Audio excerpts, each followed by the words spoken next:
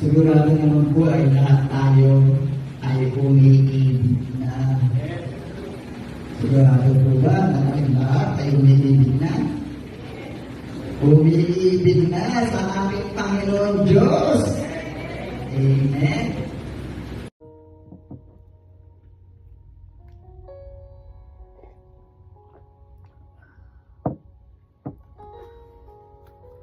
Good morning, good day, Church Day, Lord Day. I'm Brother Cesar Capistrano. Muli na naman pong mag-share sa inyo ng Word of God. Ang ating pong topic sa araw na ito, naniniwala ka ba na anak tayo ng Diyos?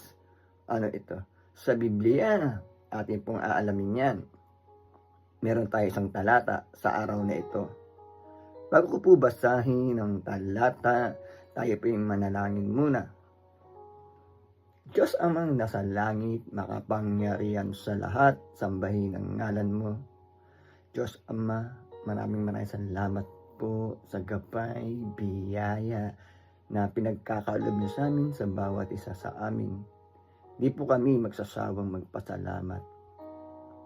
Sa muli na naman pong pagdilat ng aming mga mata ay napakalaking biyaya po ito para sa amin. Muli na naman po namin magagampanan ang aming tungkulin para sa aming sarili, pamilya, trabaho, at kaawaan niyo po kami, Diyos Ama, kung kami po ay nagkukulang sa inyo. Papasukin niyo po sa amin ang iyong presensya upang sa ganun po ilubos namin maunawaan, maintindihan ang iyong salita na buhay at makapangyarihan. Sa pangalan ng Panginoong Hesus. Amen. Brother and sister, magandang araw na naman po ng linggo. Ang ating topic, naniniwala ka bang anak tayo ng Diyos? Ano ito? Sa Biblia. Akin na pong babasahin ng talata ay nasa unang 1, chapter 5, verse 1 to 5. Verse 1. Inaaring mga anak ng Diyos ang sumasampalatayang si Jesus ang Mesiyas. At sinumang umiibig sa Ama ay umiibig din sa mga anak. 2. Ito ang palatandaang iniibig natin ang mga anak ng Diyos kapag iniibig natin ang Diyos at tinutupad ang kanyang mga utos. 3.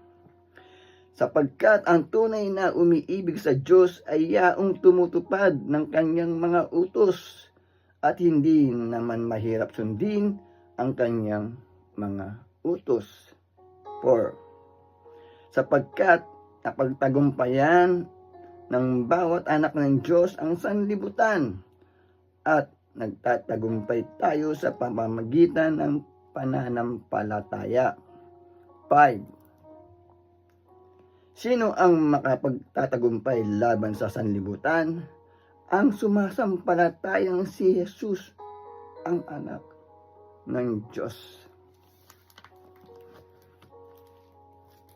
Amen, brother and sister. Napakaganda po ng ating nabasa mula sa Biblia. Sa nabasa nating talata, pinagtitibay po na lahat na sumasampalataya ng ating Panginoong Hesus ay ang Mesiyas. Ano ba itong Mesiyas na ito? Ito po ang hinirang ng ating Diyos amang nasa langit. Ito po yung itinalaga, brother and sister. Ito po yung ipinagkaloob ng ating Diyos amang nasa langit. Walang iba kundi po ang ating Panginoong Hesukristo.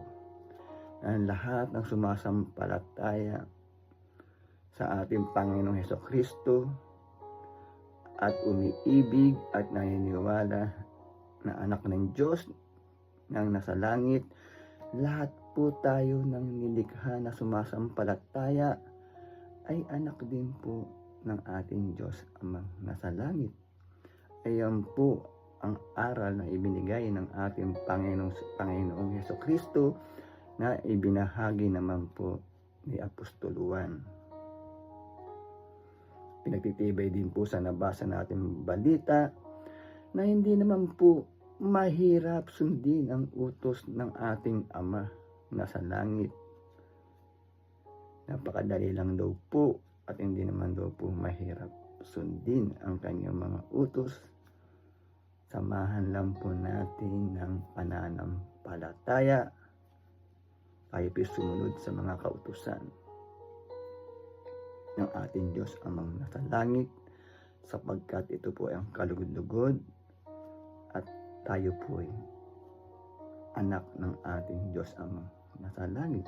Ayan po ang pinagtitibay sa nabasa nating talata mula sa Biblia, brother and sister. Hindi naman po talaga napakahirap sundin ang mga kautusan ng ating Diyos Amang nasa langit, mga payo, mga aral ng ating Panginoong Hesukristo. Pag tayo sumampalataya, isurrender po natin sa Kanya ang ating puso, ang ating buhay, sapagkat napakaraming pangako ng ating Diyos Ama na hindi tayo pababayaan. Kagaya ng mga halimbawa po dito sa sanlibutan, kagaya ng magulang na hindi pinababayaan ang kanyang mga anak. Nahalin tulad lang po natin, example, na may mga magulang na hindi pinababayaan ang kanyang mga anak. Pero ang ating Diyos Amang nasa langit ay talagang hindi pinababayaan ang kanyang mga anak, ang kanyang mga nilikha, dahil sa mayroon po tayong katibayan na mababasa mula sa Biblia kung gaano tayo kamahal ng lumikha sa atin, brother and sister. Kaya huwag tayong mag-alinlangan na sumunod sa mga kautusan ng ating Diyos Amang nasa langit, sumunod sa aral ng ating Panginoong Hesukristo. Sa kadahilanan tayo po'y anak ng ating Diyos Amang nasa langit, ang lahat ng mga sumasampalataya, brother and sister. Napakaganda po ng ating nabasa mula sa Biblia. Kaya po sana ay huwag tayong manawang makinig every Sunday na aking pong ibinabahagi na salita ng Diyos na buhay at makapangyarihan na nagbibigay po sa atin ng kaalaman, gabay at kontrol dito sa sanlibutan. Tayo po yung manalangin muli. Diyos Amang nasa langit, makapangyarihan sa lahat, sambahin ang ngalan mo. Diyos Ama, maraming salamat po. Nakapagpakinig na naman po kami ng iyong salita na buhay at makapangyarihan na nagbibigay lakas po sa aming katawan at espiritual. Maraming salamat po sa pangalan ng Panginoong Jesus. Amen. Brother and sister, magandang araw na naman po ng linggo. Maraming po salamat sa walang sawang pakikinig. Lagi po tayong mag-iingat at magdadasal. God bless to all.